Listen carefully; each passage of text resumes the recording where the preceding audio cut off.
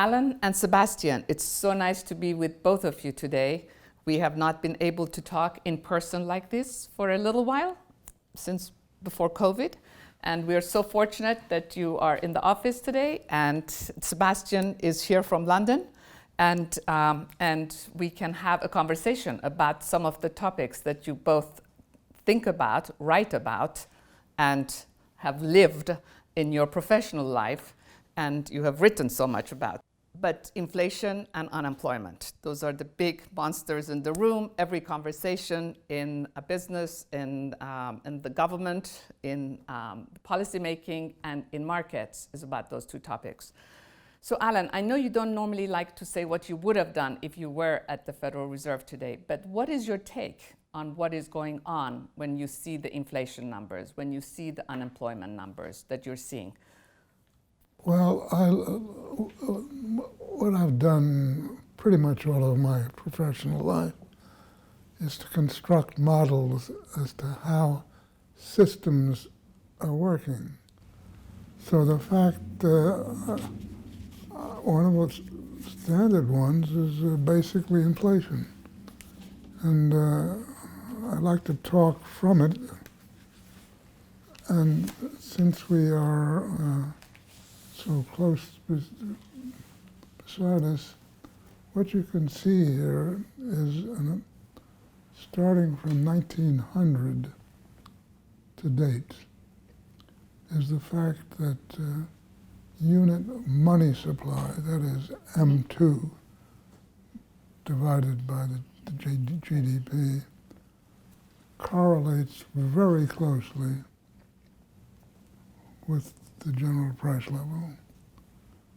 Now, that is an unusually close correlation for those types of data. And what this basically suggests is that the red line, which is the figure of importance, is clearly is going to be pressured by a significant amount of M2, meaning standard definition of M2, and you can use would essentially money supply. Milton Friedman would be pleased with this relationship. In fact, I know he was. That's right. Historically, what this says is that they come together, and it is conceivable to me that the unit money supply will come down to the price level, but I don't believe it for a second. The world doesn't work that way. In that neat way. And so I'm not talking of how I feel about things or what I think is going on in some vague sense. This is the type of numbers which I've worked with over the years and have invariably been useful. And the fact that I haven't changed them in decades is an indication of the quality of the data themselves. It's not that I invented any of this thing, but I just took other people's inventions and said, wasn't this clever? And I used it. But I have all of the forecasting I make is analytical. And that is saying right now that we have an inflation problem. It's a very long answer to a very short question. And I think, Sebastian, I read a piece that you had out recently. Do you want to elaborate on your thoughts on the subject? I agree that an inflation surge, we're already seeing it. There's certainly going to be a temporary inflation surge. The debate really is whether it lasts beyond, let's say, 9 months from now.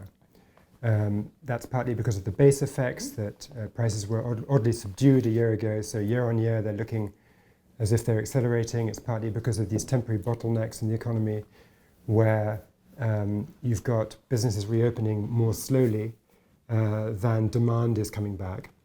And I think workers are going to have to be retrained, redeployed, because the post-COVID economy will have a slightly different structure to the pre-COVID one. And so during the transition phase, as workers get redirected, there will be upward pressure on prices. So I think that's all right. The point I made in the article you're talking about, though, is that I believe the Fed's reaction function remains robust. I was a little bit worried about this during the presidency of Donald Trump, because he showed signs of properly intimidating the Fed, or at times he seemed to want to do that. But I don't think that an administration which has a former Fed chair as the Treasury Secretary is about to do anything stupid with regard to the independence of the Federal Reserve. And so I think the Fed will be free at the appropriate time to raise rates and to create a soft landing where no doubt inflation may be going up in the shorter term. To the extent that that shows dangers of being baked in for the longer term, the Fed will deal with it. If inflation rate goes above the expected levels, do you think they still have the tools? I mean, I think there's no doubt they have the tools. It's very straightforward to raise interest rates. It's very straightforward to taper quantitative easing. The issue is more the will to use the tools, the guts, the political guts. But I think my judgment is that they will have the guts, because every central banker, since Paul Volcker, has had, probity in fighting inflation as the North Star. And whatever the political pressure of the short term, the bigger pressure is you don't want your legacy to be the new Arthur Burns, who was the Fed chairman in the 70s, who presided over that great inflation. I'm sorry, who? Arthur Burns. I mean, Of course. And Alan, you'll remember, of course, his speech in 1979, The Anguish of Central Banking. I remember it well. Arthur Burns was my professor. Indeed. Yeah. But I think what the experience of Arthur Burns in the 70s teaches us also, which is reassuring, is that it took a long time for that great inflation to really start boiling. Inflation started to go up in about 1966, and it gradually went up. There were some private sector commentators, notably Alan Greenspan, who was pointing to the danger. But the Fed basically sat on its hands and didn't have the conviction or the political climate in which it felt it could clamp down on inflation. I think that's different today. Were you surprised that they didn't give a signal this meeting about tapering? Because at least my expectation was that they would talk about that at least. But it sounds like they're sort of pushing that into August. Yeah, I mean, they did, of course, give a modest signal in the sense that the expected timing of the first interest rate hike was pulled forward in the median expectation of the policymakers. Right. And that moved markets a bit. Mm-hmm. So they didn't do nothing.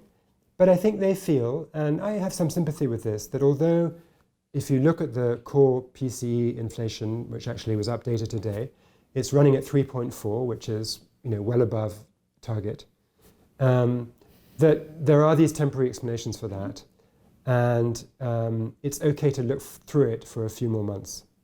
And again, if the 70s teach us that it takes 13 or 14 years for inflation really to come to a horrible boil, which then requires a double-dip recession to get rid of it, we have some time, and being a month or two late will be okay. If we had to sort of look at how markets would behave, do you think there is a scenario under which wages go up a little bit, there is higher growth in the economy that can be consistent with not inflation necessarily getting out of hand, but higher employment level, more consumption, a more robust and thriving economy versus sort of the alarmist scenario, which is the exact opposite of that? Well, I think the absolutely key thing for the Fed to watch is the measures of inflation expectations. If those were to become unanchored, then you've got this sort of self-fulfilling feedback loop, and that's really dangerous. And I'm sure that they will act, as sure as I can be, when they see that. But until you see those inflation expectations moving, and these are surveyed by the University of Michigan, they're also measured by bond spreads and markets, then I think it's okay to say, if capital gets a slightly smaller share of the pie and labor gets a larger share of the pie, this might be all right. In fact, it might even Might be be a good. good thing. Exactly. Yeah. Exactly. And within labor, maybe some of it to wage earners versus the financial sector. I must just the admit, I technology like sector. this business of not being the boss of the Fed and holding forth. But you still look at your numbers the way you used to when you were Fed chairman. I haven't changed. The Federal Reserve System hasn't changed. The world has changed. Right. And none of us can change it back. But I have great sympathy for the type of decisions that must be made.